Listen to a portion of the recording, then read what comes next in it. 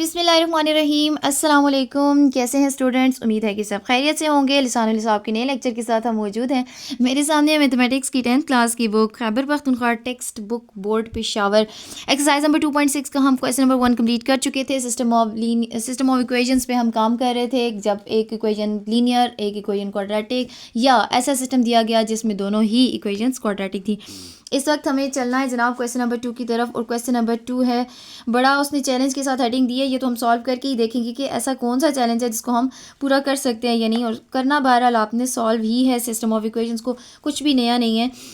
और आप देख सकते हैं कि दोनों ही चैलेंजेस में उसने एक इक्वेशन लीनियर और दूसरी क्वाड्रेटिक दी हुई है।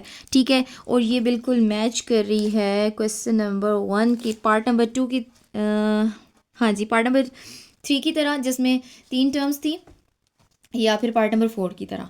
ठीक है, कुछ भी नया नहीं है। ये तो सॉल्व करने से ही पता चलेगा कि ऐसी क्या कमाल की बात है, इसने चैलेंज कहा है इसको, कि हम सॉल्व कर भी सकते हैं या नहीं। तो चलिए जी स्टार्ट करते हैं। पार्ट नंबर 1 लिखती हूँ मैं अपने पास। जी, आपको और मेरा वक्त बचाने के लिए मैंने क्वेश्चन को अपने पास नोट डाउन कर लिया, इक्वेशंस को नाम भी दे दिया है। और हमेशा से जैसे हम करते आए हैं कि इक्वेशन नंबर 1 लेते हैं, इसमें से किसी एक वेरिएबल को in terms of other variable निकालते हैं और फिर दूसरी इक्वेशन में पुट कर देते हैं। जो स्टूडेंट्स अभी से ज्वाइन कर रहे हैं, मैं उनको सजेस्ट करती हूँ कि क्वेश्चन नंबर 1 के पहले पार्ट को बहुत अच्छे से समझ के आएँ। और जिन स्टूडेंट्स ने पहले से सारे क्वेश्चन को समझ लिया है वीडियोज़ में, तो वो स्किप कीजिए और ख़ुद से सॉल्व कीजिए, क्योंकि ये चैलेंज है तो बेहतर है कि चैलेंज आप खुद ही सॉल्व करें।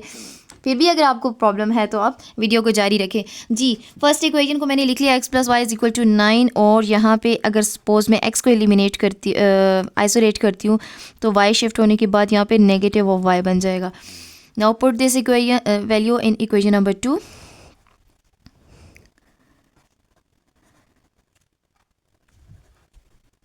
इसको कहते हैं x की value in terms of y। ठीक है, इक्वेशन नंबर 2 क्या कहती है? x का स्क्वायर, ठीक है, plus 3x y plus 2y square equal to 0। अब जहाँ जहाँ पे x है वहाँ वहाँ आपने 9 - y पुट कर देना है। अब ये जनाब अलजबरा का फॉर्मूला, यानी कि a - b होल स्क्वायर, जो जिसमें a 9 है और b जो है वो y है। So according to algebraic formula इसको ओपन कर लेते हैं। मतलब कि a square minus 2ab plus b square, a is 9 and b is y। ठीक है जी, ये सारा तो वो 9 - y होल स्क्वायर को मैंने ओपन कर लिया according to algebraic formula, plus 3 × 9 - y × y। अब ये तीनों प्रोडक्ट में, अच्छा तीनों को मल्टीप्लाई करना है, plus 2y square is equal to 0। ये हमारे पास इक्वेशन है। अब इसको हमने सिंप्लीफाई करना है और फिर देखते हैं कि y की क्या वैल्यूज़ आती हैं। जी, 9 square is 81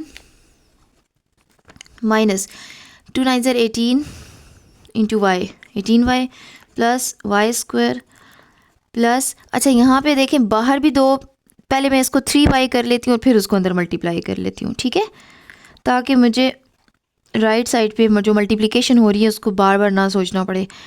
plus 2y square is equal to 0।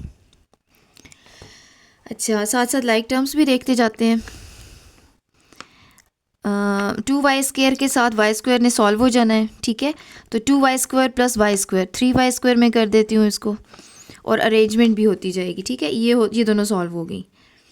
अब 18y, और फिलहाल तो ये प्रोडक्ट है, ये किसी के साथ सॉल्व नहीं हो सकती है। 18y plus 81 as it is रहने देते हैं और इसको पहले ओपन कर लेते हैं।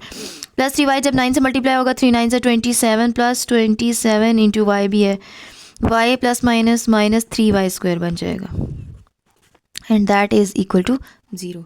ठीक हो गया। अच्छा, अब भी देखिए फिर से 3y square plus 3y square cancel. अच्छा, यहाँ पे ये दोनों टर्म्स y की हैं, तो प्लस 27 माइनस 18 प्लस 9 y आ जाएगा, और प्लस 81 इज़ इक्वल टू 0 आ गया। दोनों में से 9 कॉमन ले लें या नहीं कॉमन लेते तब भी ठीक है। 81 को शिफ्ट कर दे तो नेगेटिव ऑफ 81 बन जाएगा। अब y को आइसोलेट करने के लिए डिवाइडिंग 9 ऑन बोथ साइड्स करने से 9 दूसरी साइड पे जाके डिवाइड हो जाएगा, और यूँ y की वैल्यू आ जाएगी 9 - 9। This is the value of y।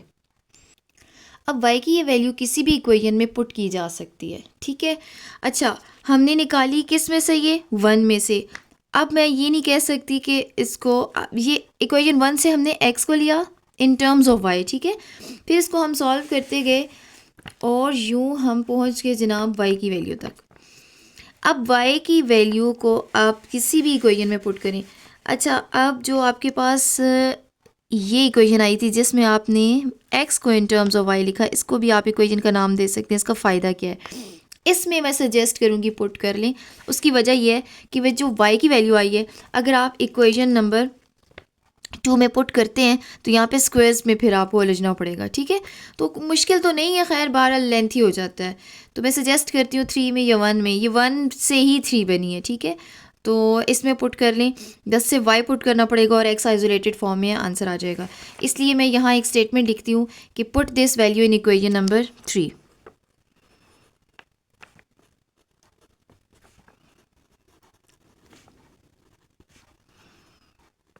Sorry, Roman है तो रोमन ही लिखेंगे। अब 3 इक्वेशन क्या कहती है कि x is equal to 9 minus y, ठीक है। तो y की जगह अब आप अपनी वैल्यू पुट कर लें। So x is equal to 9 minus into minus is plus 9 and x is equal to 18।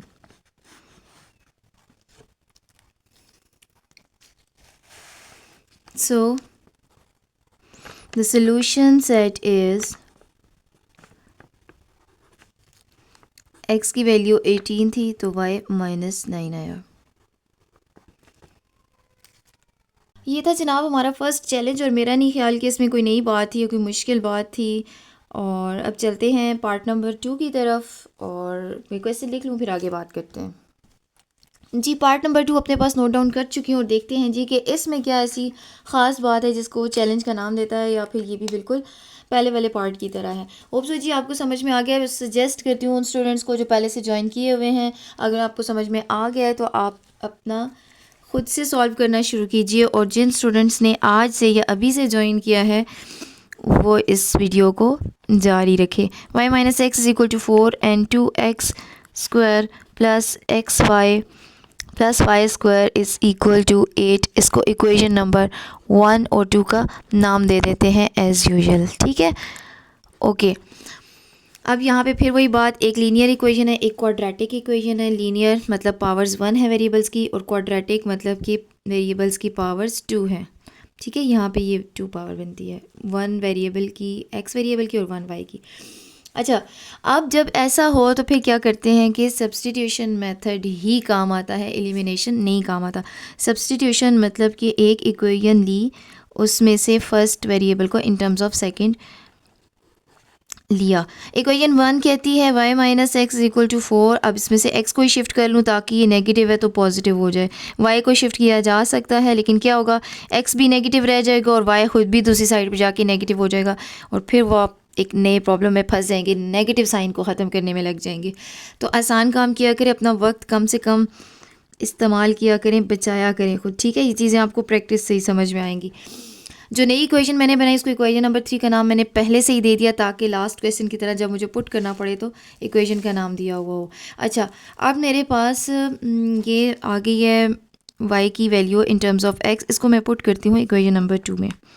Put this value in equation number 2। Equation number 2 क्या कहती है, 2x square plus x into y plus y square is equal to 8, ठीक है। अब जहाँ जहाँ पे y है उसकी जगह आप 4 प्लस x को रिप्लेस कर दें। Now 2x square plus x को अंदर मल्टीप्लाई करना है तो ये बनेगा पहले 4x, फिर x जब x के साथ मल्टीप्लाई होगा तो x स्क्वायर आ जाएगा, plus this is a plus b whole square according to algebraic formula. This is equal to a square plus 2ab plus b square, ठीक है। a की जगह 4 है और b x है, and that is equal to 8। Okay, यहाँ भी देखें, ये अलग से एक टर्म पड़ी हुई है, ये अलग से एक टर्म है, और दोनों ही लाइक टर्म्स हैं। 2x square plus x square is 3x square, और प्लस 4x अभी किसी के साथ सॉल्व नहीं हो सकता जब तक कि ये सब सॉल्व ना हो जाए। इसको पहले सॉल्व करते हैं। 4 स्क्वायर इज़ 16 प्लस, अच्छा ये प्लस साथ साथ मैं मल्टीप्लाई करती जा रही हूँ, आपको पता होना चाहिए प्लस से कोई फ़र्क नहीं पड़ता टर्म्स के साइन पे। 2 4 ज़ार 8, 8 into x is 8x and plus x का स्क्वायर आ जाएगा इज़ इक्वल टू 8। ठीक है जी। अच्छा अब एक्स स्क्वायर की दो टर्म्स फिर से आ गई हैं, 3x square plus 1x square is 4x square. X की भी दो टर्म्स हैं, 8x प्लस 4x 12x। ठीक है, और प्लस 16 को मैं दूसरी साइड पे शिफ्ट कर लेती हूँ पहले ही, ताकि ये वहाँ जाके 8 के साथ सॉल्व होना शुरू हो जाए। यहाँ पे देखिए जनाब अब लाइक टर्म्स नहीं रही हैं, और दिस इज़ इक्वल टू -8। ठीक है, 16 में से 8 गया -8 आ जाएगा। और यहाँ पे देखें, अच्छा अगर मैं इन दोनों टर्म्स में से 4 को कॉमन ले लूँ तो क्या रह जाएगा, एक्स स्क्वायर प्लस 3x। ठीक है, अच्छा x को भी कॉमन लिया जा सकता है, लेकिन मैंने 4 को इसलिए कॉमन लिया कि ये बन जाए, ये दूसरी साइड पे जाके 8 के साथ डिवाइड होके एक और सिंप्लीफाइड फॉर्म ले आए, यानी कि ये -2 बन जाए। Now this is x square plus 3x -2। अब आप इसको अगर कहना चाहें कि मैं sum and product method mid term break, तो यहाँ पे ला के आप उसको यूज़ कर सकते हैं, और मुझे लगता है कि ये मिड टर्म ब्रेक से ही सॉल्व होगा। चेक करते हैं जी, +2 के इधर शिफ्ट किया, चेक करते हैं कैसे। प्रोडक्ट चाहिए हमें, फर्स्ट और लास्ट टर्म को मल्टीप्लाई किया जाता है 2x स्क्वायर, और सम मिड वाली टर्म होती है। तो दो ऐसी कौन सी टर्म्स होंगी जो कि मल्टीप्लाई की जाए तो 2x स्क्वायर आए, आई थिंक सो 2x और x को लेते हैं, और सम किया जाए तो ये आ जाएगा। दोनों पॉजिटिव हैं, दोनों पॉजिटिव ले लें। जिसको सम एंड प्रोडक्ट मेथड या मिड टर्म ब्रेक नहीं आता, वो शॉर्ट्स में मिड टर्म ब्रेक का एक क्लिप होगा, उसको अच्छे से समझ लें पहले। ठीक है, और तो ठीक है जनाब, ये मिड टर्म ब्रेक से ही होता है। अब आपकी मिड टर्म ब्रेक होके 2x और x में रहेगी। अब ये बनेगा x square plus 2x plus x plus 2 equal to 0। ये फॉर्म बन गई। फर्स्ट टू टर्म्स में से x कॉमन, x प्लस 2 रह गया। दूसरी दोनों टर्म्स में से कुछ भी कॉमन नहीं है, तो साइन प्लस 1 प्लस लेके 1 कॉमन ले लें, और x प्लस 2 रह जाएगा, and that is equal to 0। अब इन दोनों में से आप देखें तो x प्लस 2 कॉमन है, ठीक है, and x plus 1 is non common, that is equal to 0। दो वैल्यूज़ का प्रोडक्ट 0 है। This implies that x is equal to, sorry मैं डायरेक्ट लिख रही हूँ, x plus 2 is equal to 0। या तो x प्लस 2 0 है, या फिर x plus 1 is equal to 0। ठीक है, यहाँ से आ जाएगा x की वैल्यू -2, और यहाँ पे आ जाएगी x की वैल्यू -1। ठीक हो गया। अच्छा अब x की दोनों कंडीशंस को बारी बारी हमने चेक करना है, क्योंकि x की दो वैल्यूज़ आ गई हैं। एक है x इज़ इक्वल टू -2, और एक वो कंडीशन है जब x जो है वो -1 के इक्वल है। अगर x -2 है तो हम इसको पुट करते हैं, और मैं फिर से बताऊंगी, वही इक्वेशन 3 में मैं पुट करने जा रही हूँ, जिसको मैंने कहा था कि यूज़ कर लेंगे पुटिंग में। अब मैं यहाँ इक्वेशन नंबर 3 लिखती हूँ। इक्वेशन नंबर 3 थी y is equal to 4 + x।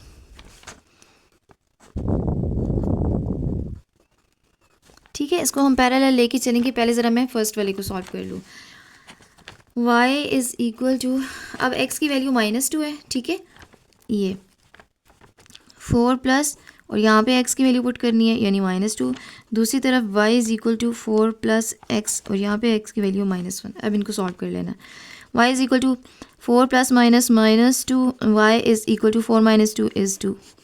जब x -2 था y 2 बना, जब x -1 था तो देखते हैं जी क्या बनता है। y is equal to 4 + -1, y is equal to 3। ठीक है जी, and finally the solution set is, क्या आएगा solution set, this bracket is for the set and there are 2 pairs. ठीक है, उसके बाद ये ब्रैकेट क्लोज होगी। फर्स्ट पेयर जब x -2 था तो y 2 बना, जब x -1 था तो y 3 बना। So this is another challenge. मेरा नहीं ख्याल इसमें कोई ऐसी बात थी कि जो कि हमें समझने की ज़रूरत थी नए सिरे से, क्योंकि हम सब कुछ पहले से समझ चुके थे। तो ये बिल्कुल वैसे ही था जी, बहुत इजी था, चैलेंज भी था। तो क्या था इसमें, यहाँ तक किसी भी किस्म का कोई भी क्वेश्चन हो, कोई भी क्वेरी हो, आप ज़रूर पूछिएगा। एग्जांपल्स नहीं करवा रही क्योंकि वो सब पहले से सॉल्व है। फिर भी अगर आपको लगता है कि उनमें कोई प्रॉब्लम है तो आप कमेंट सेक्शन में पूछिए। एक बात जो रह गई थी वो सुनते जाइए।